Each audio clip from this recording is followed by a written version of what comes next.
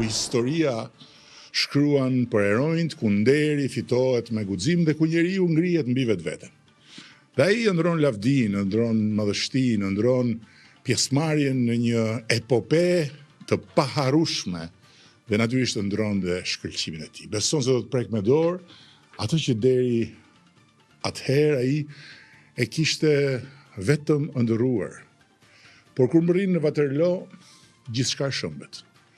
Përballë tij nuk ka asgjë nga bukuria e ëndrrës, ka balë, tym, pluru, lërima, erë, gjaku, plagë të hapura, këmbë të kputura, koka të shpartalluara, njerëz që vriten dhe nuk kuptojnë asgjë.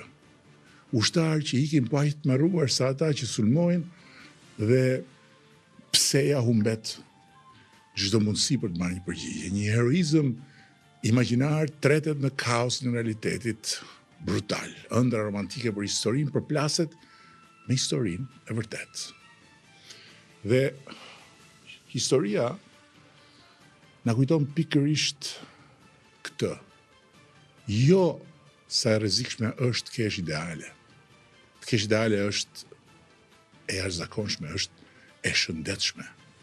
Është energjia e mirë që të çon përpara, por e rrezikshme është që idealet t'i lësh të ndërtohen mbi iluzione, apo më keq akoma, t'i lësh në duar të cilat mund të kthehen në pengmarrëset e tua. Sepse atëherë kur ëndra nuk bëhet më një dritë që ndihmon të kuptosh botën, por një perde që të pengon ta shohësh atë, ajo nuk është më një ëndër, ajo është një makth.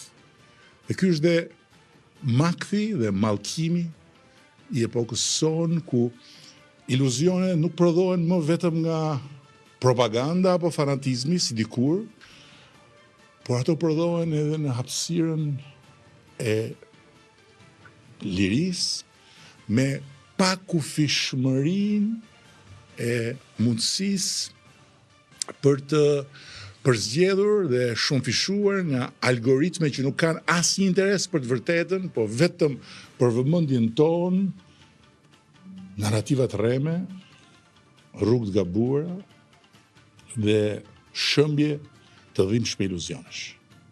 Sa më shumë zemrim, sa më shumë frikë, sa më shumë tronditje, aq më shumë shpërndahet iluzioni se pak a pak, duke u shkëputur nga realiteti, njeriu në realitetin e kuruar nga algoritmi mund të ndryshojë botën. Hirja ime është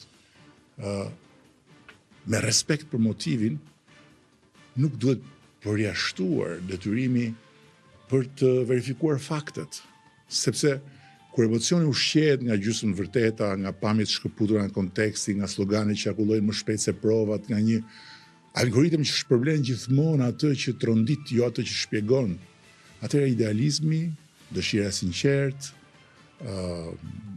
nevoja për të shprehur në një komunitet kthehet në instrument në duart e atyre që kanë interesa krejt të tjera. Njeriu mendon se po mbron flamingot, se po mbron Zvërnecin, se po mbron Shqipërinë, ndërkohë që po mbron interesat e dikujt tjetër. Për të cilin interesat e Shqipërisë nuk kanë asnjë vlerë.